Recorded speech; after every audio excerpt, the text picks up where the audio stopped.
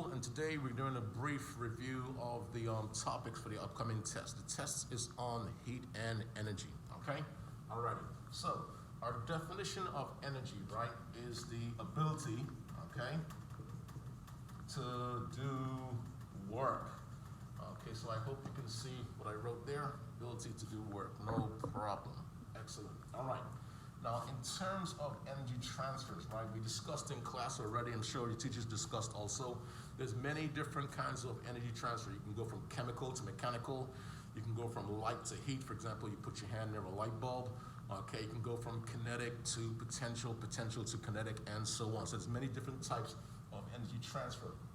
Now, the thing is, we're going to be focusing mainly on these guys, on kinetic energy, okay, E for short, okay, potential energy, alrighty, okay, and thermal energy, okay, thermal energy, and that's also called heat energy, alright, so we'll be focusing on those guys, alright, and we also know from experience, right, that the law, okay, of conservation of energy is the fact that energy cannot be created or destroyed, only transferred, okay, so let's write that down. So energy cannot be created, okay, or destroyed, only transferred. Okay, yeah. Okay, let me see if I can zoom in on that for you guys. There you go. Okay, it's kind of in the bottom right there. So energy cannot be created or destroyed, only transferred. Alrighty. And we're gonna continue. Okay, so now we're gonna look at heating curves, alright? Now heating curves are pretty cool. They have a y-axis, alrighty, and they have an x-axis. Now all the time, right, on the y-axis, the vertical axis, it's gonna be temperature, folks, alright? Now on the x-axis could be either or. It could be either energy added, alrighty, energy added, or sometimes what they have on the x-axis, they have time, okay, alrighty. Okay, when we always read the heating curve or the cooling curve from left to right. Now the thing is, you don't look at the heating curve in one big sum and go, oh my gosh, I don't understand this. Look at it in parts, right? Now the nice thing is, there's diagonals, okay? So the heating curve, diagonals, and diagonals, all right? And the funny thing is, how the diagonals behave, okay, there is the same for each of them. For example, so this diagonal behaves like this one, right? Okay, so what do I mean? Let's call this A, this segment A, and call that B, right? Okay, we'll call that C, we'll call that D, we'll call that E, and we'll call that F. Okay, so A, B, C, D, and E, F, right, behave similarly, all right? Now, diagonals on a heating curve and a cooling curve, okay, represent the diagonals, okay, they represent one phase only. It's very, very important that we know that, okay? So what do I mean? A to B right here represents the solid phase only, S, right?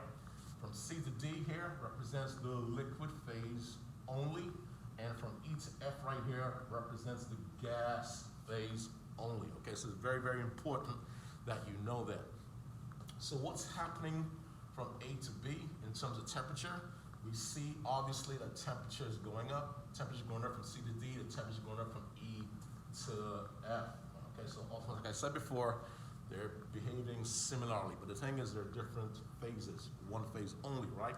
Now this concept, right, students tend to understand no problem, but the tricky thing comes is when we're dealing with energy, right? So before we jump into energies, kinetic and potential energies, let's look at the horizontal lines, all right?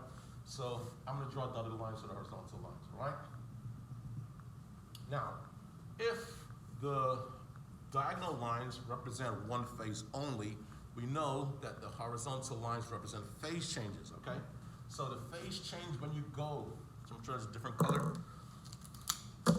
When you go from a solid, right, to a liquid, what's the name of that phase change? All right, we know from experience that's called melting. M-E-L-T for short, right? It's melting, okay? Now, when you go in the reverse direction, all right, okay, from a liquid to a solid, we know that's called freezing, okay, freezing. Now, the thing is, melting has another name. It's also called fusion. Now, guys, all these terms we should know, okay? Very important that we know them. Fusion, all right? Okay, and for freezing, it has other names too, okay? It's called solidification. Okay, for solid for short, and it's also called crystallization. All right, so know those different names for freezing. Solidification, crystallization, freezing, all the same thing. Okay, liquid turning to solid. When you're melting something, it's also called fusion. Alrighty. Now on here, over here, right guys, when you're going from a liquid, all right, to a gas, that has two names also, alrighty? And the names being vaporization, okay, vaporization, all right, and also boiling, right? Okay, boiling. In the opposite direction, when the gas goes back to the liquid phase, turning into liquid phase, that's called condensation. Okay, so pretty much you gotta know those. Very, very important that you know the phase changes, okay? So what do we just understand? The diagonal lines represent one phase only, okay? And going from left to right, we have melting, okay? And over here we have boiling, all right? Now, the opposite of melting is freezing. The opposite of boiling is condensation. Now, one more thing. If you notice, right, the temperature here, okay, at melting, the temperature here, okay, at boiling, okay, so melting and boiling, right? The temperature is not changing, and that's going to be significant for us a bit later, okay? So once again, the diagonal lines represent one phase only, and the horizontal lines represent what? They represent phase changes. Okay, we'll continue in a second.